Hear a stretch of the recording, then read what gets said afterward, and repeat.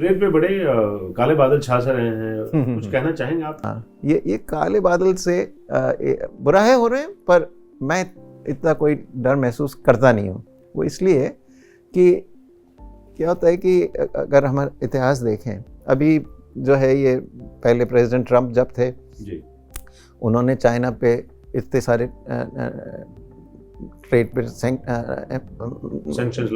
लगाए, रेस्ट्रिक्शंस लगाए, बहुत सारे टैरिफ। फिर चीन ने अमेरिका पे भी लगाए, दोनों में टैरिफ वॉर हो गई थी। उसके बाद में फिर रशिया और यूक्रेन का जब युद्ध हुआ तो इसमें रशिया पे भी बहुत सारे ट्रेड सैंक्शंस लगे। इन सब के बावजूद जो है, अगर आप देखें, कोविड भी हुआ इस बीच में, आप देखें तो जैसे मर्चेंडाइज एक्सपोर्ट्स टोटल पूरा ग्लोबल मर्चेंडाइज एक्सपोर्ट जो है करीब $19 ट्रिलियन, यानी कि 19 लाख करोड़ डॉलर थे कोविड के पहले, सबसे जो पीक टाइम पे थे 2018 में थे। आज का जो पीक है अब वो करीब 25 लाख करोड़ हो गया, $25 ट्रिलियन। तो बहुत बड़ा है। हमारी तो इकोनॉमी जो है करीब इस वक्त 3.5 से थोड़ी सी ज़्यादा 3.6 ट्रिलियन डॉलर है, लाख करोड़ की हमारी इकोनॉमी है डॉलर में, और 25 लाख करोड़ का जो है आपका वर्ल्ड मार्केट मर्चेंडाइज में, फिर सर्विसेज में अनदर 7 लाख करोड़ या 7 ट्रिलियन डॉलर है। जरूरत नहीं है अभी। तो मैं अपना मानता हूँ कि हमें चिंता इस विषय में करनी चाहिए कि हम कैसे हमारी जो है इंटरनल इकोनॉमिक रिफॉर्म्स को आगे बढ़ाएं, जिससे कि हम और भी ज़्यादा पेनिट्रेट कर सकें ग्लोबल मार्केट को। हमारा स्कोप तो बहुत है, क्योंकि अभी हमारा शेयर जो है गुड्स ट्रेड में सिर्फ 2% से भी कम है। जी जी। सर्विसेज में क्लोज टू 4 है, पूरा 4 तो नहीं है पर 4 के आसपास है। तो इसमें तो हमारा अभी तो इतनी बड़ी अर्थव्यवस्था हम बनाने की बात कर रहे हैं, तो इसमें तो हमारा तो शेयर बहुत बढ़ना चाहिए ना, 4, 5, 6 तक तो जाना चाहिए।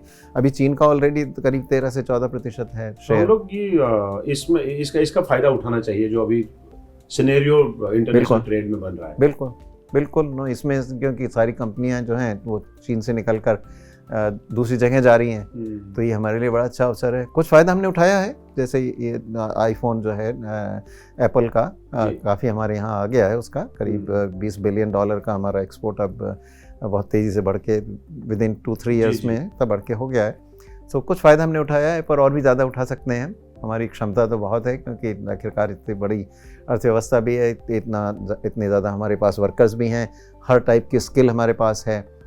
तो हमारी व्यवस्थाओं में थोड़ा अभी भी मुश्किल है, तो जो जिसको कहते हैं ईज़ ऑफ डूइंग बिजनेस, उसमें अभी भी थोड़ी दिक्कतें आती हैं। तो इसलिए कई बार कई इन्वेस्टर इस बात से घबरा जाते हैं, पर ये परसेप्शन भी धीरे धीरे बदल रहा है।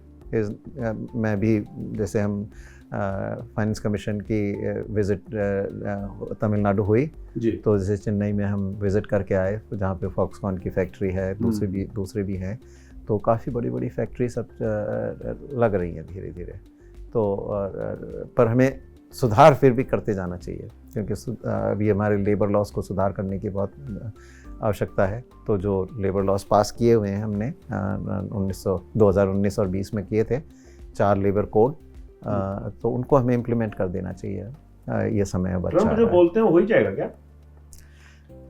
वो जो बोलते हैं वो करते तो हैं, अब कर पाएंगे या नहीं वो देखने की बाबात है, कोशिश तो करेंगे वो। चाइना पे भी सिस्टम भी बोलते हैं कि या कम, मेक्सिको को गाय बगाए डराते रहते हैं। नहीं, पर कुछ में तो एक्शन भी हो गया ना। जैसे मेक्सिको को डराया तो माइग्रेंट्स का फ्लो कम हो गया ना, रोक दिया उन्होंने खुद ने वहाँ पर। तो इसी तरीके से कनाडा ने भी डर के मारे जो है कुछ कदम उठाना शुरू कर दिया है माइग्रेंट्स के को लेकर एंड ऑल। तो बोलते थोड़े ज़्यादा हैं, पर उसका आधा या पौन तो कर लेते हैं ना। जियो पॉलिटिक्स में चैलेंजेस रहेंगे। नहीं, वो तो रहेंगे, वो तो हैं ही हमारे चैलेंजेस।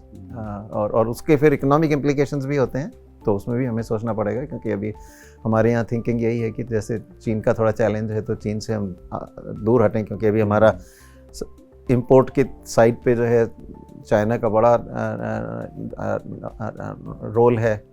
तो उसको कम करने की जो हमारी थिंकिंग है सरकार की देश में, उसको वो कम करना चाहते हैं। पर उसके लिए फिर हमें दूसरे मार्केट्स के साथ खुलकर ट्रेड करना करने बढ़ेगा क्योंकि जी। जैसे यूरोपियन यूनियन के साथ फ्री ट्रेड एग्रीमेंट की बात चल रही है, इंग्लैंड के साथ फ्री ट्रेड एग्रीमेंट की बात चल रही है, तो उसको हमें जल्दी कंक्लूड करना चाहिए, उसकी ज़रूरत है।